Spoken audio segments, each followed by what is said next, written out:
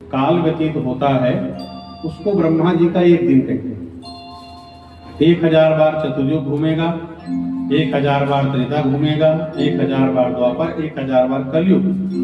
सतयुग, त्रेता, द्वापर और कलयुग, इनका चक्र 1000 बार चलेगा।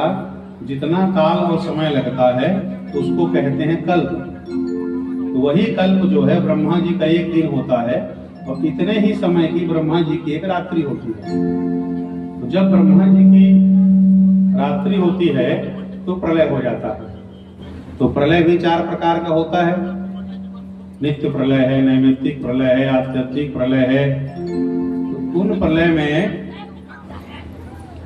ब्रह्मा जी के दिन समाप्त होने पर सामान्य प्रलय होता है एक दिन का। और जब ऐसा करते करते ब्रह्मा जी की आयु पूरी हो जाती है तब महाप्रलय होता है।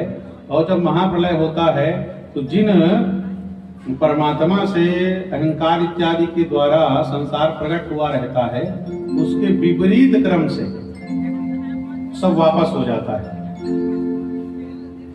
धरती, जल धरती को खींच करके अपने में समा लेती है, धरती समाप्त हो जाती है।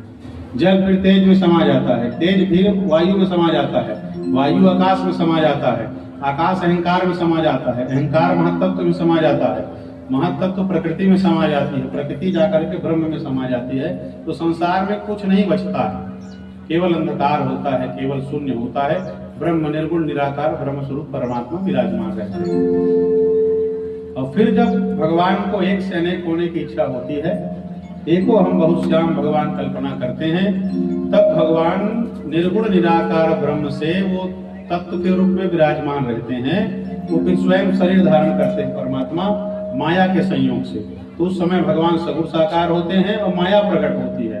तो बिना माया के सब संभव नहीं होता। और फिर वो क्रम से सृष्टि होगी, फिर प्रकृति, फिर महत्तत्व, महत्तत्व से अहंकार, और फिर अहंकार से पंच तन्मात्रा, पंच महाभूत, सब स्पर्श रूप रसगंध, फिर आकाश आएगा, आकाश से वायु, वायु से तेज, तेज से जल और जल से पृथ्वी। इस क्रम से सृष्टि और लय का क्रम चलता रहता है। यह जो